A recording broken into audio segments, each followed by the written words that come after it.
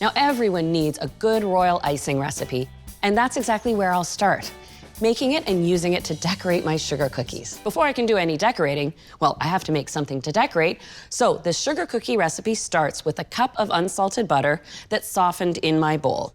I'm going to sift in 2/3 of a cup of icing sugar. I do find it best when I make these cookies to use either a stand mixer or electric beaters. So this makes a tender cookie, and in fact, it's based on a Breton-style cookie, which is really all about the butter. There we go. Now to add even more richness, I add egg yolks, not whole eggs, 2 in fact. Before I mix my egg yolks in, I'm gonna add a little lime zest. Now this is my own addition. The classic Breton style of butter cookie doesn't have lime zest, but I do like just that little zip of lime zest.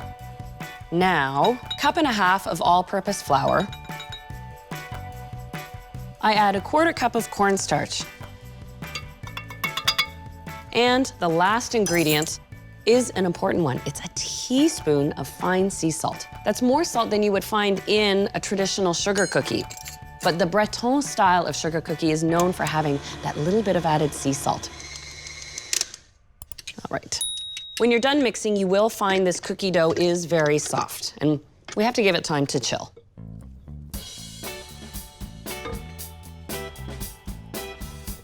I'll scrape the dough onto a piece of plastic.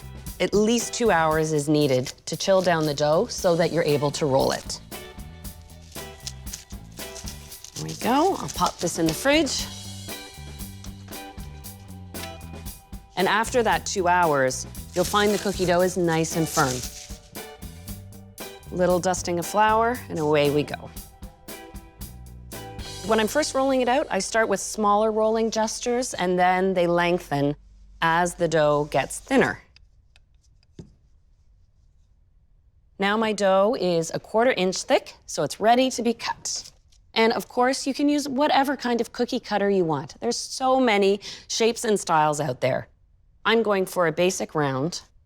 I'm gonna put all my creative energy into the icing I put on top.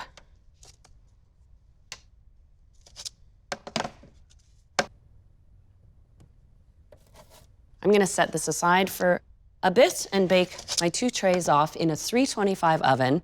And at this size, they take 8 to 10 minutes. What you're looking for is just a light golden brown just around the outside edge of the cookie.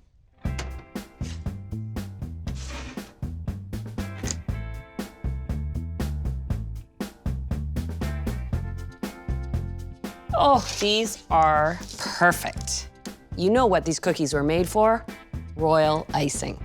I start with 1.5 tablespoons of meringue powder, and this is simply dried egg whites that are designed to be used in royal icing, so you don't have any issues with raw egg.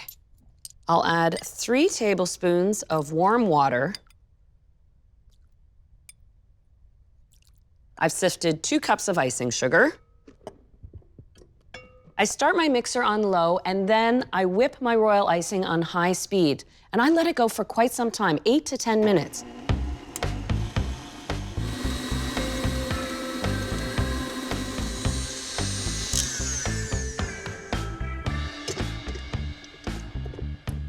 You know what's good about a royal icing recipe is if you're making a big batch of decorated cookies, you can just make as much as you need for as many colors as you want. And that's the next step, coloring the royal icing. I want to do 2 tones of blue. I'm adding a little blue food coloring paste to create a nice light blue. Then I'll separate out half and make the second part of the royal icing even a little darker.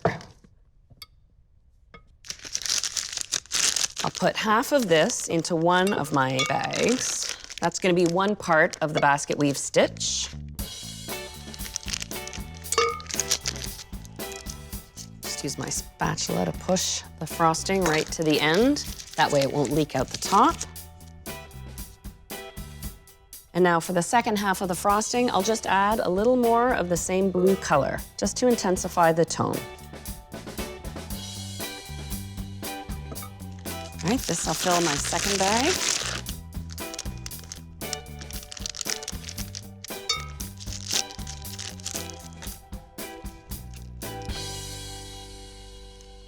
And now it's time to decorate. So first you have to create your base stitch. So draw 2 long lines, starting at one side of your cookie. Now switch colors. I'm putting the lighter color blue as the stitch on top. And you just pipe little stitches, leaving a little space in between them over the first line. Then you alternate with the second.